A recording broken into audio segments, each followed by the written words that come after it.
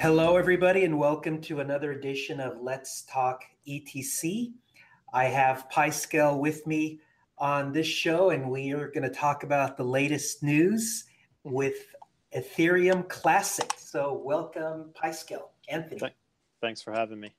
So, I have a pretty good idea what the most notable item you're going to mention, but I will let you do the honors. So, there's been a lot happening in Ethereum Classic lately, and we've got the summit coming up in a couple months, just a few weeks, and a lot of other things. But why don't I let you kind of take the driver's seat and lead us, guide us, inform us of all that's going on? Yeah, absolutely. So the biggest news, of course, and probably what we should say first, because that's probably why people would tune in, is that Coinbase has decided to list Ethereum Classic. And when that happened, I watched Twitter collectively lose its mind. I noticed that too. So I have something that gathers the figure. It analyzes how many tweets mention Ethereum Classic. And right after that, there was a huge spike. Yeah, it was definitely a huge spike. There were a lot of people kind of upset and confused for a lot of different reasons. And I think a lot of the issues actually come from a lot of the anger, besides some people were upset that their coin didn't get listed, which there's nothing to do about that. Okay. But I think a lot of the anger wasn't really so much as people being entirely upset, more like people being confused and not understanding why Ethereum Classic would get listed. Okay. And so people immediately jumped to very simple explanations like, oh, there's business ties, and so they're listing it for that reason. It's a lot easier to list ETC than a lot of other coins because it's Ethereum based and they already work with Ethereum. Mm-hmm. And that part actually is true. It is easier logistically. Okay. But it's not like it's very hard to list most other coins, provided that they have good, reliable node software. A lot of coins actually, from what I've seen, don't have good, reliable node software. ETC actually has 3 separate clients that all are four kind of that are all good and reliable. So right. Oh, I see what you mean. Okay, I hadn't really thought about that, but yeah, you're right. So because a lot of these blockchain software repos, the code is open source. You're right. Anybody could make a blockchain. Yeah, but I don't want to get too far away from that because right. I don't think the implementation part is the vital part. Oh, is that why they're not comfortable listing some, because they might have weird tweaks to their custom blockchain? That's all I was getting at. That probably is a reason that they're not listing some. That's probably not the reason that they're not listing some of the coins that people were super upset that weren't being listed. Okay. But definitely for some. Okay. But that's getting away from the point. The point is that Coinbase is a very large, very well capitalized corporation that has extremely talented and bright engineers. They're hiring the best of the best. Mm-hmm. Ease of implementation is not a concern for them. Okay. It's just not for a company of that size and with that amount of resources. Okay. So then you have to consider that maybe there's other reasons why Ethereum Classic would be listed. And I think there's quite a few. So when you look at ETC on the retail side, a lot of people assume that it's just a dead chain. There's nothing happening with it. And a lot of that, honestly, is due to communication issues. For a long time, we were just volunteers and we had some funded developer teams, but we didn't have any of the other stuff that goes with that. Mm-hmm. And so we've greatly improved that. But if you're a bit more technically knowledgeable, if you actually look at a lot of cryptocurrencies and actually look at them in depth, and I don't mean just sit around and read white papers all day, you would actually see that there's a lot of progress and a lot of work on Ethereum Classic. First and foremost, fundamentally, we've been around since 2015. We were the chain pre-fork, but whatever. Right. We've run uninterrupted. We have several developer teams, ETC Dev and IOHK in particular, working on the core blockchain. We have ETC Cooperative now doing a lot of the messaging and communication. We have ETC Labs funding a lot of projects and develop and kind of functioning as an incubator to develop new projects. We have a lot of people on an industrial side looking at ETC and seeing that this is a very good, reliable blockchain compared to a lot of others. So, you know, a lot of people are just hoping that the flavor of the day or that the particular coin they bought is the one that goes up. And for a lot of people, the reason that they bought a specific coin has less to do with the technical fundamentals of it and the history of operation, and much more to do with it had a very flashy presentation and they said a lot of convincing things. And so when you come across people who are much more technically minded, they tend to be a lot more interested in blockchains like ETC because there's a lot that can be done with them. Right. That's not to say that and before my words get misconstrued, there are other coins that are certainly deserving of being listed on every exchange and being highly accessible. But ETC in particular has a lot of points where it's doing the right things in the right places, and it has a lot of attraction there. You know, we're also on the trading side, we're very highly liquid compared to our price and market cap. So if you compare a lot of coins, you might see that they have a super high market cap and they do no volume. And that's because everybody's convinced themselves that market cap is the best metric by which to evaluate a coin. And if you're not in the top 10 by market cap, you don't exist. Right. And so there's all these things that I think all came together for ETC. You know, the fact that there's tons of reliable block explorers, there's tons of reliable wallet software. We're on every other major exchange out there. There's not a single exchange that does any sort of important volume besides Coinbase that we weren't listed on. Okay. So we're time tested. Yeah. Yes, and you're making the point that there's more fundamentals than just what people might look at, right? An existing blockchain, a high market cap. There's a lot of parameters that could go into a good analysis of fundamentals, and so you're saying that we have a lot of those check boxes that people might not think about. Yeah, absolutely. And I mean, it's perfectly fine to, you know, not understand why this would happen. But I think before you jump to the conspiracy theories or laziness on the part of technicians and engineers at Coinbase, you should probably first look and test your theories, see if there are other things where Ethereum Classic actually seems to be performing quite well and seems to fit the whole GDAX framework, that digital asset framework that Coinbase has.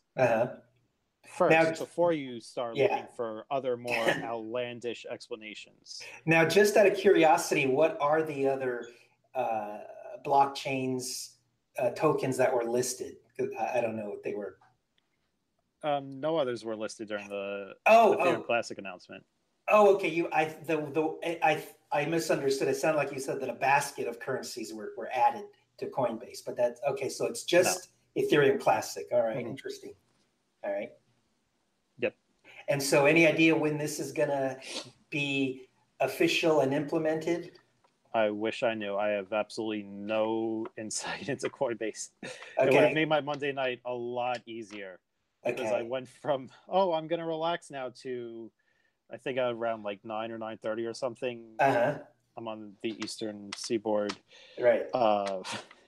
Hearing that Coinbase, I heard ETC is listed on Coinbase. And I had one person message me who he's a very reliable source of information. And I was like, how did Kevin just fall for this again? They've been saying this forever.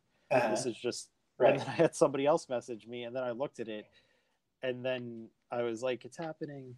Yeah, I'm very excited. I can speak personally. Very busy. Right. So personally, when I teach blockchain classes, I do a demo with the Jax mobile app, and I would be happy to do it sometime with Bitcoin, but the fees are too crazy at the moment. So I prefer to do it with Ethereum Classic. But because of that, I've ended up buying Bitcoin on Coinbase, then I transfer it to Bittrex, then I buy ET. So it's been really annoying. So being able to simplify the purchase of ETC with what I'm familiar with would be very nice for me. So yes. Yeah, absolutely. Yeah, and that's one thing that ETC is focusing on. We're focusing on improving the blockchain off-chain. There are a lot of things that don't need to be done on-chain. Your CryptoKitties, for example, didn't need to be done on-chain. Right. CryptoKitties pretty much, they ran up the transactions in order to create fake interest to make people think that there was interest. And then we see now that 98.5% of all CryptoKitties transaction activity has dropped off, and there's less than 200 daily active users. So it was a passing fad. Yeah, I would have thought that they would have had at least 1,000 because I mean they're pretty cute. I don't know. Beanie Babies was far more popular for a lot longer.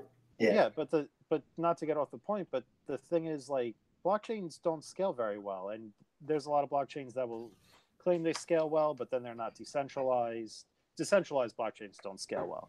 Right. And then there are also people who claim, no, we could have it all. We could have our cake and eat it too. And the truth is you can't. And so on Bitcoin, they realize this. And on Ethereum, people are just deploying all this code, using up all this space, making these transactions very expensive. Meanwhile, transacting on ETC right now, and we want to keep it this way, costs about half a penny. And there's 40,000 transactions daily. So we can hopefully keep the majority of our transactions to, simple value transfers and then mission critical things. Right. But a lot of the stuff does not need to be on blockchain and shouldn't be. So you're making a case for things like Lightning Network, side chains, other things to assist the blockchain with exactly. performance. And blockchain can provide a lot of benefits there. They can do a lot of things where there are some things that need to be on blockchain, things where you need a high degree of trust and certainty. But there are many other applications where you do not need that. And so that's what we want to try and avoid. Well, having said that, I am glad that there are a lot of smart people working on increasing the blockchain throughput, right? With, like you said, sharding and other techniques. So yeah, but sharding is like a decade out. Sharding's never going. Sharding is like, I shouldn't say that because I don't know, but sharding seems like it's a long way away. It's a difficult problem. Just the security concerns are huge. So yes, I agree. Who knows how long that'll take? Yeah. Right. Great. So what other news do we need to know about? After that, it's going to be kind of anticlimactic. But what else? So what else is happening? The ETC Summit is happening in Seoul. I may have mentioned that last time, but we're moving along much more. We're going to have an agenda up very soon. We're translating it into several other languages so that people in Japan, South Korea, China, and Russia will be able to also check it out a little more easily. And I really would like to just invite anybody listening to come attend, find out what's going on with ETC, meet a lot of people who are very interested in ETC within a variety of industries. I already know there's going to be a lot of people there like that. And we've got a great lineup of speakers so far, and we're adding more. You and myself are two of them. So if you like listening to either of us or both of us, then... no. Then that's great. I was gonna try to make how well I'm selling that. I was gonna try to make some snarky comment about that. Maybe it's cheaper to do it in North Korea now that we're friends. But anyway, so.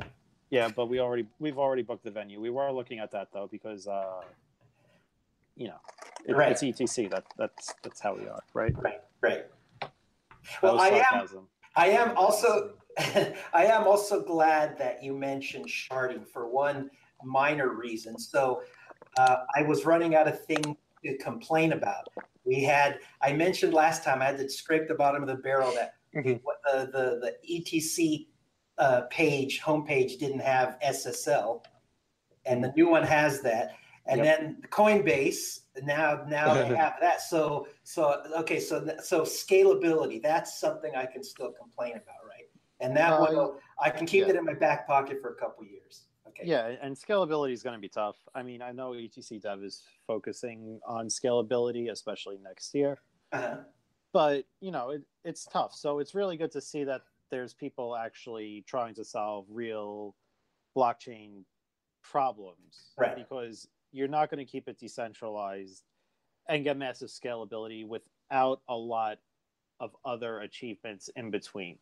So until that happens, which I still believe it will, I believe completely when, Philip Dyan, who's a very smart person, he says that, we're eventually going to still be able to scale on chain. We're going to be able to do a lot of our scaling on chain. I don't believe anybody who says that we only need to do off chain scaling.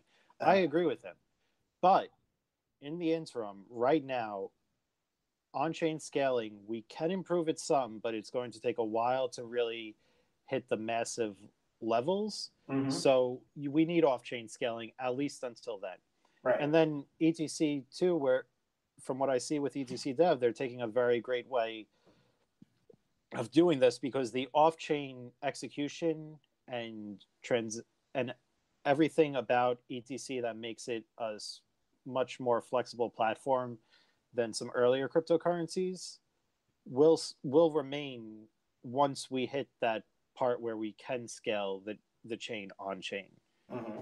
So yeah, I think the plan itself is actually very good, and looking forward to it.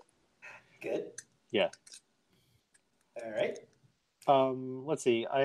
Some other news too. We're making inroads into some other open source projects. So it's not confirmed yet, but there's a volunteer basically working on getting ETC into MetaMask. And the ETC Cooperative pays compensation for that, and other ETC based projects. We have actually on our forums an ecosystem proposal section. So if anybody has anything where you think you can improve Ethereum Classic and you want to volunteer, then send me an email. Don't just ask me if you can volunteer. Tell me what it is that you can offer and do.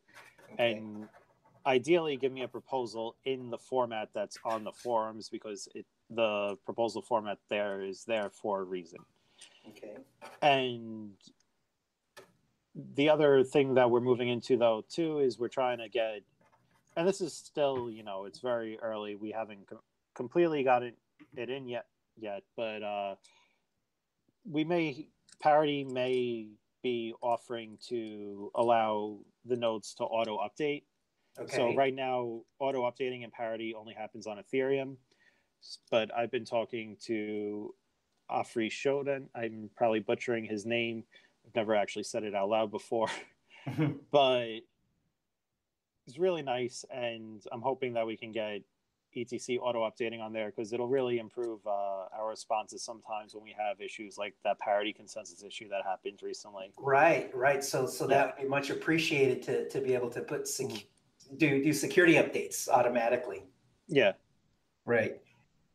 Yeah. Speaking of that, there was there was a parity, the number of peer connections. There was a bug that was troublesome for a long time that apparently got fixed in the latest 1.11, I believe it is. I noticed. So if anybody was bothered by that's been resolved apparently.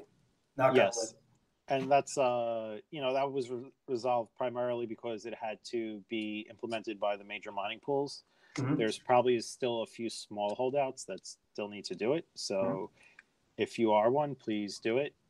It is,